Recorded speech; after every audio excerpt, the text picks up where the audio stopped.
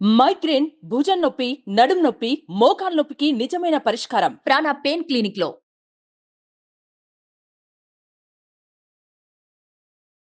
నమస్కారం, welcome to Suman TV. నేను గీతాంజలి. ప్రస్తుతం మనతో పాటు నృసింహ ఉపాసకులు డాక్టర్ కృష్ణ చైతన్య స్వామి ఉన్నారు. వారితో మాట్లాడదాం. గురుగారు నమస్కారం అండి. నమస్కారం అమ్మా.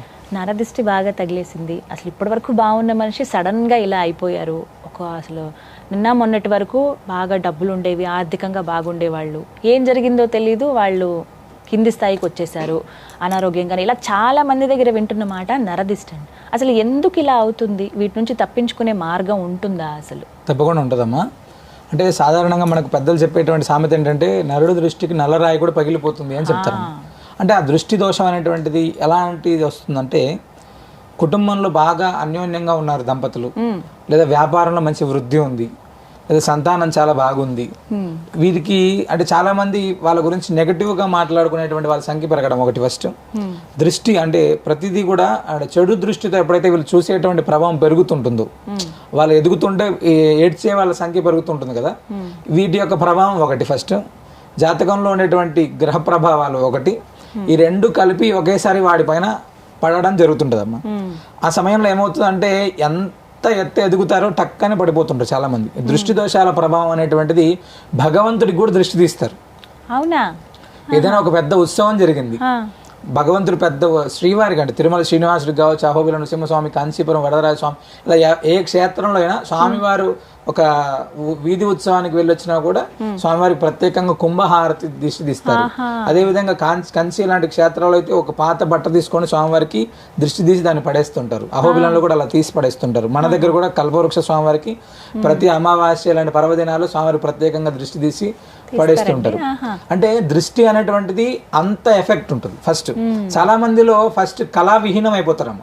అంటే దృష్టి దోషం తగిలితే ఏమవుతుందంటే కళావిహీనం అయిపోయి శరీరంలో ఒక శక్తి తగ్గిపోతుంటుంది సాధారణంగా చాలా మందికి. మనం పెద్దలు ఉప్పు దృష్టి తీసి పడేయడం, లేదా ఒత్తితోటి దృష్టి తీసి పడేయడం, అది మనుషులకు సంబంధించింది.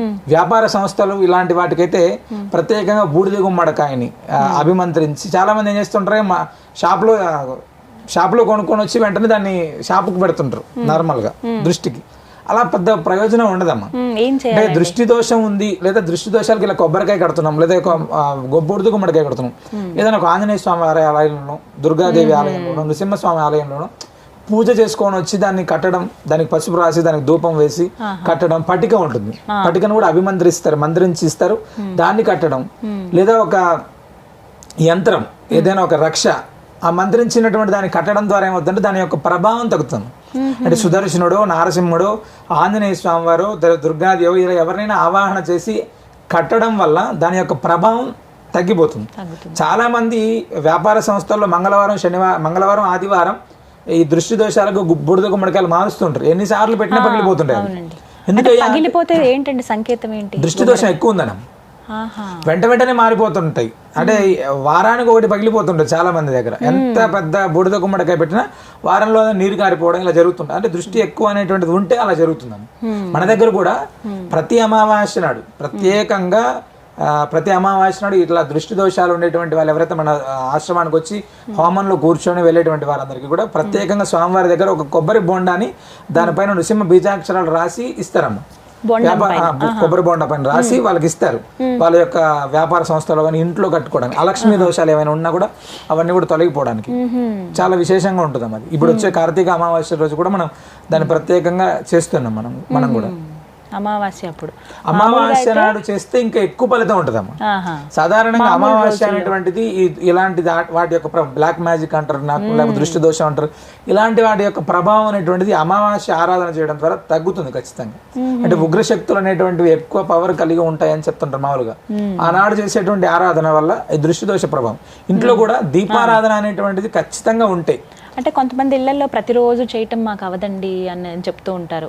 సాధారణంగా మంగళవారం లేకపోతే శుక్రవారం, శనివారం దీపారాధన చేస్తారు, అంతే వారంలో. అవి ఏం మనం చేయలేకపోతున్నాం. అమావాస్య నాడు చేయండి ఖచ్చితంగా. అమావాస్య రోజు చేస్తే చాలా అద్భుతంగా ఉంటుంది. ఇవన్నీ చేయొద్దని కదా దాని అర్థం. ఇవి చేస్తూ అమావాస్య నాడు చేస్తే ఇంకా విశేషమైన పడదు. అంటే 3 నూనెలు వేసి, ఆవు నెయ్యి, కొబ్బరి నూనె, నువ్వుల నూనె, ఇలా 3 వేసి ఇంట్లో దీపారాధన చేయడం. మధ్యాహ్నం సమయంలో ఇంటి గుమ్మానికి ఒక కొబ్బరికాయ దృష్టి తీసి పగలు కొట్టడం. ఇది చాలా అద్భుతమైనటువంటి ఫలితం ఉంటుందమ్మా. షాపులు కూడా మీరు అమావాస్య రోజు షాపులు బంద్ చేసే సమయంలో కూడా చాలా మంది రాత్రిపూట కొబ్బరికాయ పైన కర్పూరం వెలిగించి కూడా దృష్టి తీసి పగలు కొడుతుంటారు. దీని యొక్క ప్రభావం ఖచ్చితంగా చాలా చాలా బాగుంటుందమ్మా. అలాగే మన ఇంటికి కూడా అప్పుడప్పుడు చేస్తుంటే ఏమవుతుంటే ఆ ప్రభావం తగ్గుతుంది. ఇంట్లో అనేటువంటిది అశాంతి తగ్గుతుందమ్మా. దృష్టి దోషం అనేటువంటిది వస్తే అశాంతి పెరిగిపోతుంది, ఆటోమేటిక్ గా పెరిగిపోతుంటుంది మనకు తెలియకుండానే. వీటన్నిటి నుంచి తప్పించుకోవాలంటే ఇదే మార్గం అని. అమావాస్య నాడు చేసే ఆరాధన ఖచ్చితంగా దృష్టి దోషాల ప్రభావం తగ్గుతూ ఉంటుంది, తప్పకుండా తగ్గుతుంది. ఇప్పుడు చిన్నపిల్లలకి పదే పదే వాళ్ళ అనారోగ్య బారిన పడుతూ ఉంటారండి, అది కూడా దృష్టి దోషమేనా? వాళ్ళకు కూడా దృష్టి తీయాలమ్మా. సాధారణంగా చిన్నపిల్లలకు తల్లిపాలు తాగేటప్పుడే దృష్టి తీస్తుంటారు కొంతమంది. లేదా సాయంత్రం పూట ప్రత్యేకంగా ఉప్పుతోటి తర్వాత వత్తితోటి ఇలా దృష్టి తీస్తుంటారు. అది చెయ్యాలి. అది చేయడం ద్వారా ఏమవుతుందంటే ఏదైనా చీడలు ఉంటే అవన్నీ తొలగిపోతాయి అమ్మా. పెద్దవాళ్ళు కూడా మనకు తిరువల్లూరు అని ఒక అద్భుతమైన క్షేత్రం ఉంటుంది తమిళనాడులో. అక్కడ స్వామివారికి దర్శనానికంటే వెళ్ళేకంటే ముందు ఒక దృష్టి తీసి ఒక బెల్లాన్ని అక్కడ పడేస్తుంటారు, ఆ హృత్పాతక నాశనం అయినటువంటి కోనేరులో. అదేవిధంగా స్వామివారి సన్నిధిలో ఉప్పు దృష్టి తీసుకొని స్వామివారి పాదాల పైన పోస్తుంటారు. అది చాలా విశేషం. అంటే అక్కడ ఏదైనా ఉంటే ఆది వ్యాధుల ప్రభావం ఉంటే, చీడలు ఉంటే కూడా పోతాయని. అది కూడా చాలా మంచిది. మన సాలగ్రామ ఆశ్రమానికి వచ్చేటువంటి భక్తులు కూడా మళ్ళీ చాలా మంది అడుగుతుంటారు, స్వామి ఇలా ఇక్కడ ఏమన్నా దొరుకుతుందా, అలా ఉంటాయా అని. అక్కడికి వస్తే చెప్తారు కదండి వివరాలన్నీ కూడా.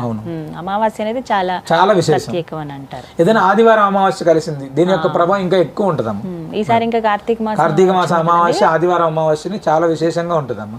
ఇళ్ల దగ్గర అలా చేయొచ్చు, అలాగే వ్యాపార స్థలాల్లో కూడా చేసుకోవచ్చు, అలా చేయొచ్చు. మొత్తానికి అంటే చాలా మందికి ఇది మాట్లాడడానికే భయపడుతూ ఉంటారు, అమ్మో దిష్టి తగిలేసిందండి, ఏం చేయాలో తెలియట్లేదండి. పిల్లల విషయం మరీ ముఖ్యంగా. ఇక పెద్దవాళ్ళు కూడా కొంతమంది నేను గమనించానండి, ఇప్పుడు కాటుక ఎక్కడ పెట్టుకుంటారు, అరికాళ్లలో కాటుక పెట్టుకుంటారు, అలా పెట్టుకోవచ్చు. చాలా మంది దృష్టి ప్రభావం తగ్గుతుందని పెట్టుకుంటారు. అవును, చిన్నపిల్లలకు కూడా బొట్టు అందంగా పెట్టుకోకుండా చాలా పెద్దగా పెడుతుంటారు. పెద్దగా పెడితే దృష్టి దోషం తగలదు అని చెప్పి వాడికి అలా పెడుతుంటారు అమ్మా. అరికాళ్ళలో పెట్టుకుంటారు చాలా మంది. ఒకటి ఫస్ట్ కొంతమంది సాదా చేతుల్లో కూడా పెట్టుకుంటారు, అరిచేతిలో కూడా, కొంతమంది అరిచేతిలో పెట్టుకుంటారు. ఈ మధ్య ఏదో చూసానండి, చెప్పుకి వెనకాల ఇలా ఐలాగా వేసి ఇట్లా క్రాస్ ఇలా పెట్టుకుని వేసుకునే పాదరక్షల కింద అలా చేస్తూ ఉన్నారు. అది దాన్ని అది మనకు శాస్త్రంలో చెప్పలేదమ్మా. పాదాలకు పెట్టుకోవడం ఉంది సాధారణంగా. మనకి ఎర్ర నీళ్ళు దిష్టి తీయడం ఇవన్నీ ఉన్నాయి కదా, ఇవన్నీ కూడా వాటికి సంబంధించినటువంటివి అమ్మా. పెళ్లి అయిన తర్వాత తీస్తుంటారు అలా, ఏదైనా శుభకార్యం జరిగినప్పుడు ఇలాగా. కాటుక అనేటువంటిది అయితే ఖచ్చితంగా మన శాస్త్రంలో ఉంది. ఇప్పుడు అలా అమావాస్య లేకపోతే దిష్టి తగిలిందనో, అమావాస్య రోజు ఇవేవి చేయడం కుదరలేదు అనుకోండి, దిష్టి తగిలిందని అయితే అర్థమైంది, అలాంటి వాళ్ళు ఏమైనా స్మరించుకోవచ్చా? దైవనామస్మరణ ఏం స్మరించాలి? ఆంజనేయ స్వామి వారిని, హనుమాన్ చాలీస పారాయణం, నృసింహ స్వామి వారిని, దుర్గాదేవిని, వీళ్ళలో ఎవరిని స్మరించుకున్నా కూడా వాళ్ళ యొక్క మంత్రాన్ని, ఏదైనా శ్లోకాన్నో మంత్రాన్నో పారాయణం చేసుకున్నా కూడా దాని యొక్క ప్రభావం ఖచ్చితంగా తగ్గుతుందమ్మా. తప్పకుండా తగ్గుతుంది. ఎందుకంటే వీళ్ళ ముగ్గురు శక్తి చాలా విశేషంగా ఉంటుంది. ఆంజనేయ స్వామి వారిని ఆరాధిస్తే అద్భుతమైన ఫలితం. నృసింహస్వామి అంటే ఇంకా ఆయనకు మృత్యువుకే మృత్యు, ఆయన భయానికే భయం. ఆయన స్మరిస్తే చాలు, చాలా అద్భుతమైన ఫలితం. దుర్గాదేవిని కూడా అదే విధంగా చాలా మంది స్మరణ చేస్తుంటారు. కాబట్టి వీళ్ళ ముగ్గురులో ఎవరిని దర్శనం చేసుకున్నా లేదా స్మరణ చేసుకున్నా చాలా మంచి ఫలితం ఉంటుంది. చక్కగా వివరించారు గురుగారు. నమస్కారం అండి. నమస్కారం.